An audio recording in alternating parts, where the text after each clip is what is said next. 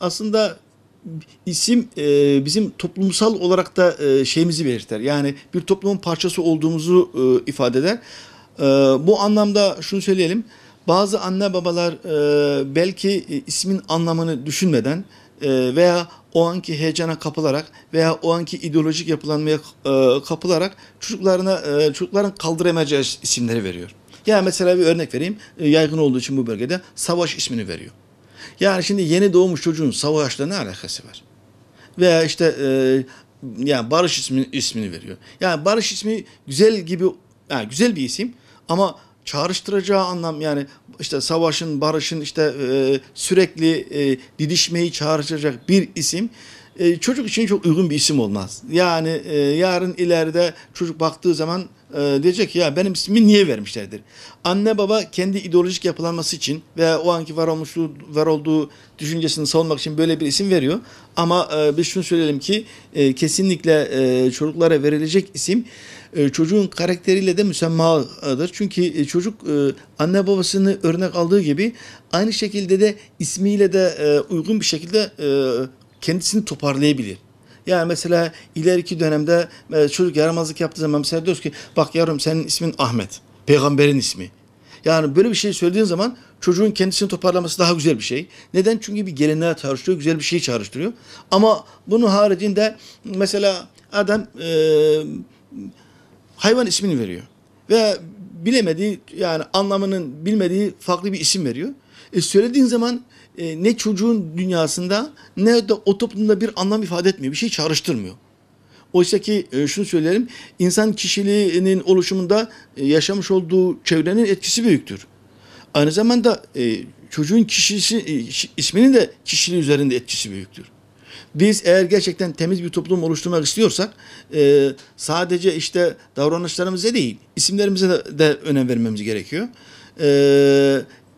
Tarihi gelenek içerisinde baktığımız zaman da genelde en güzel isimler yine Müslümanların geleneklerinde var olan isimlerdir. Ama mesela Hasan Hüseyin dendiği zaman, yani mesela bugün Hüseyin dendiği zaman sular duruyor. Yani bazen hüzünleniyoruz, bazen gerçekten kendi kendimize gurur duyuyoruz.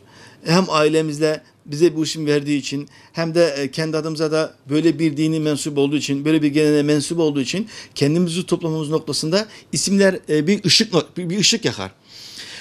Bir anne babanın evladına karşı görevlerinden, önemli görevlerinden bir tanesi de dünyaya geldikten sonra çocuklarına güzel isim koymaktır.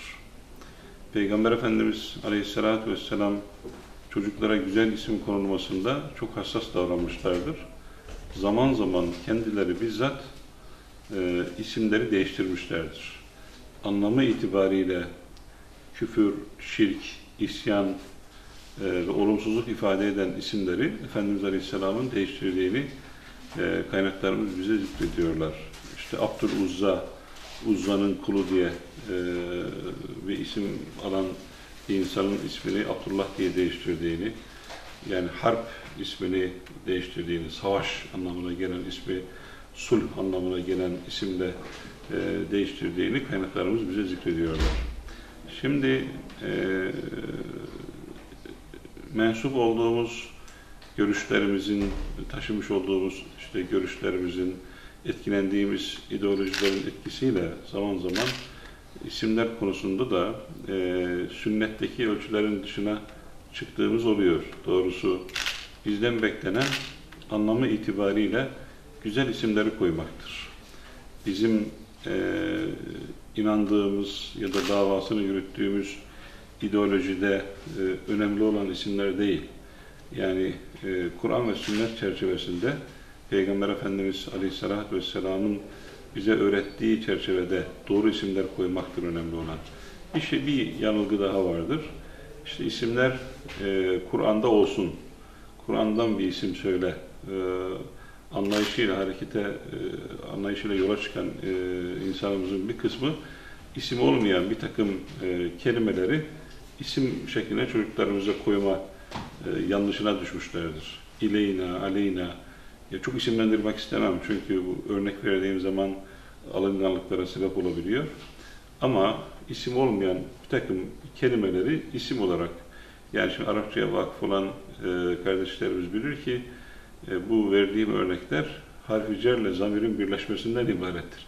Yani mesela bizim üzerimize, bize doğru gibi anlama gelen bir kelime isim halinde kullanılmaya başlanmıştır.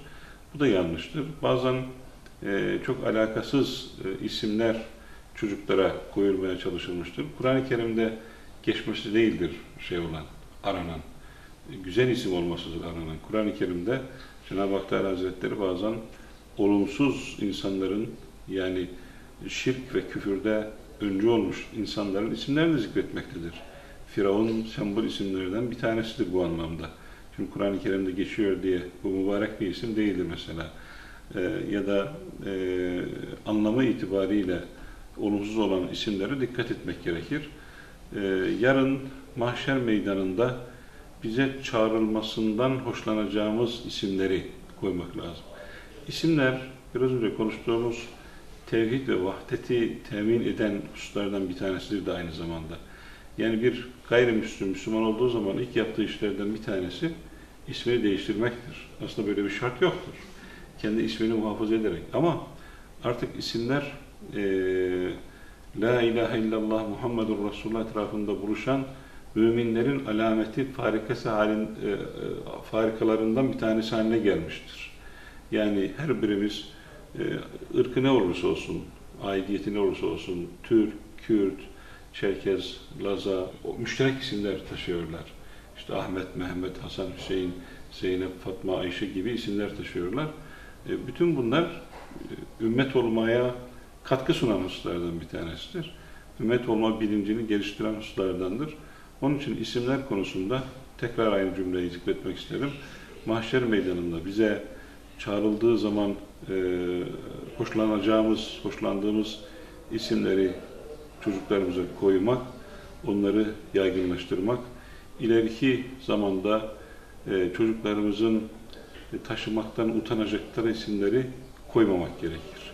Bugün bizim yaşamış olduğumuz zaman diliminde bir takım etkilerle koymuş olduğumuz isimler, tarih değişir, şartlar değişir, gündem değişir. Birkaç yıl sonra adlandırmaktan, söylemekten utanır hale geleceğimiz isimler olabilir.